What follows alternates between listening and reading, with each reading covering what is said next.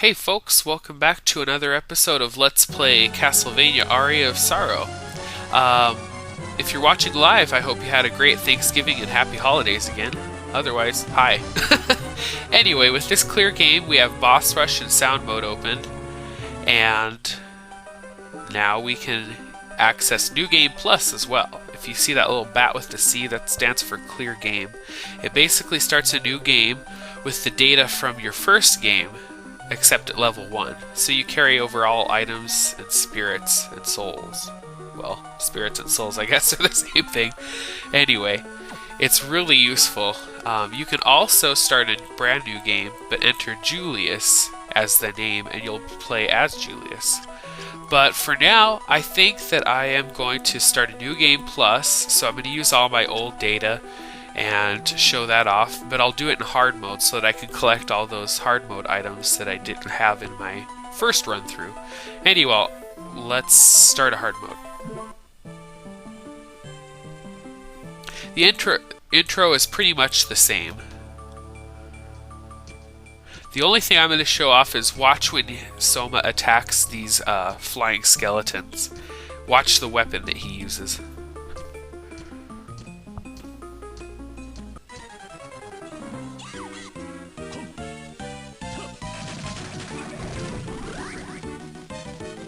Haha, he uses Gunyir. Kinda neat, huh? It's a little change, but hey, it works. So, as you can obviously tell, he has all his items already.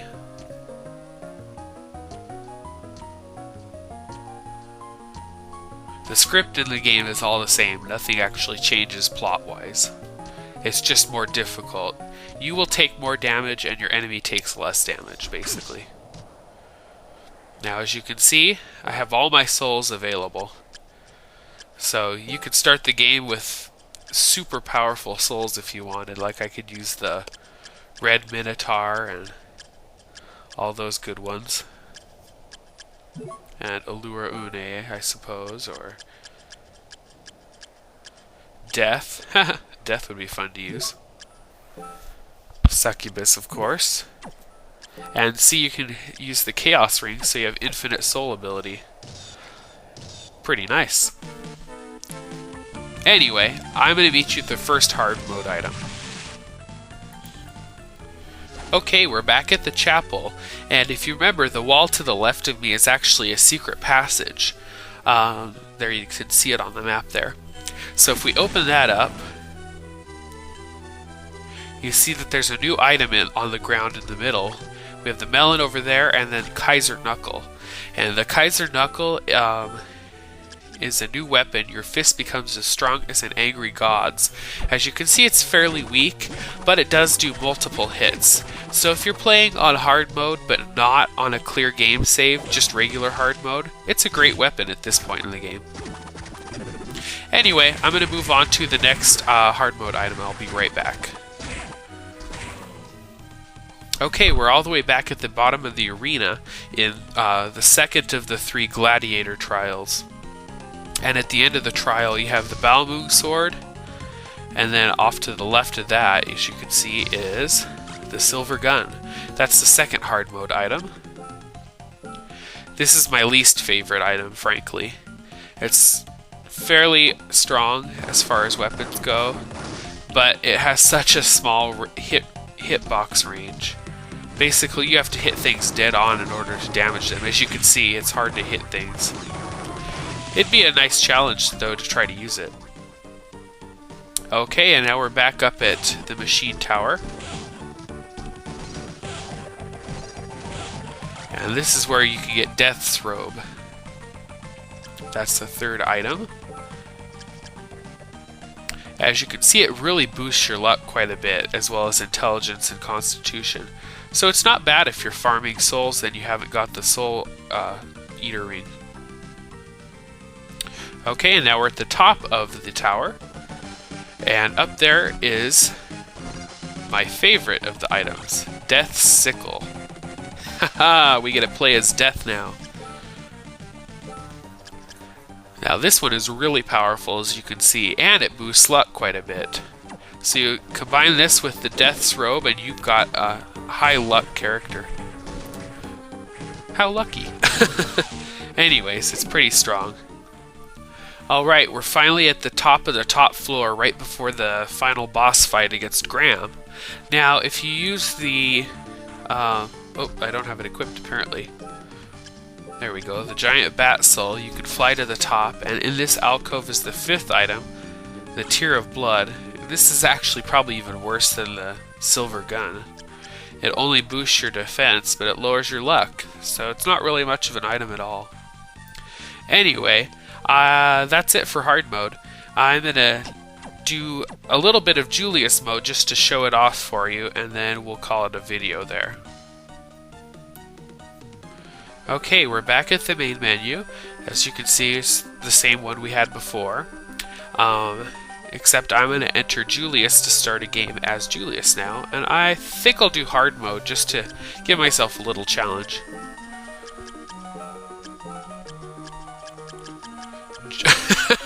Julius. I can't spell apparently. Oh, same intro. Anyway, let's skip to the main game. There we go. Okay, as you can see, Julius uses his whip, which you can hold out and swing. And he has 4 sub-weapons. The cross, holy water, the axe, and grand cross, which is sort of like a soul crush. And he also has access to all of the unique abilities that Soma did. As you can see, the map isn't filled in too. He can do the high jump, the hippogriff soul ability, and he can double jump.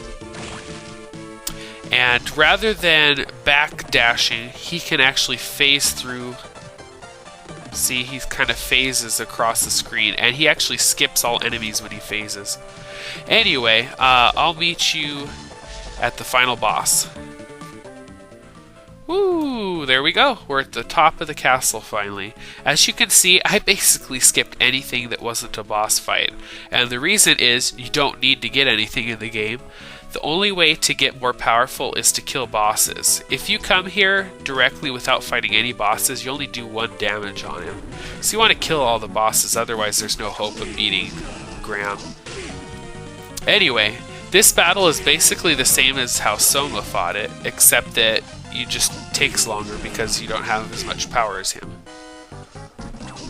Now you can use sub-weapons if you want, but I recommend saving them for the second form and using Grand Cross. You'll see why.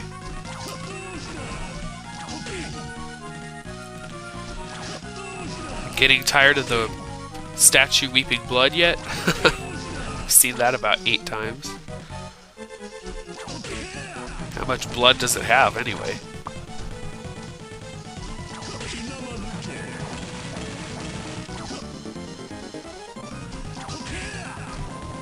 Oh, I almost landed on him. Oh, that should have hit him. I was raped. Okay, now the second form. With this one, you can get 2 hits in between each of his boulders or whatever those are. Rolling chaos balls, I don't know. So you can get 2 hits, and then 2 hits, and then double jump. Then 2 hits, if you're lucky. Then 2 hits and double jump.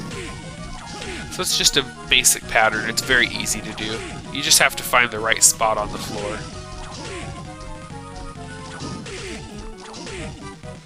There we go.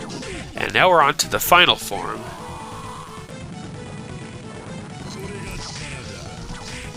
Okay, for this final form, basically you want to avoid all of the attacks, especially his hands.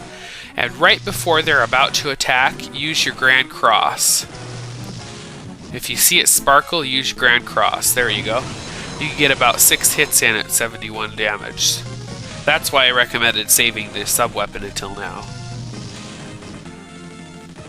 There we go.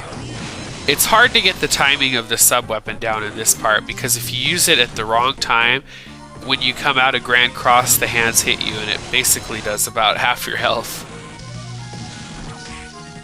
So you gotta be really careful on this part. Anyway, this will probably do it, I think.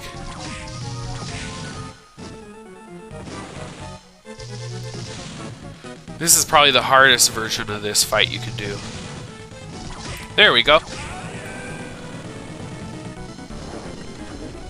And here's the Julius ending.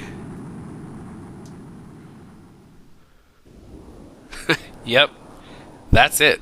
He just sits and stares at the eclipse, and then that's the end. That's the lamest ending I've ever seen. Anyway, let's skip to the bottom of the credits. This is even worse. There we go. And yeah, it doesn't even show Julius. It's Soma and Mina. And you, of course. Anyway, thanks for sticking around, and we've got one episode left, and then we'll call it a Let's Play. The next episode we'll do boss rush mode, so stay tuned. See you soon.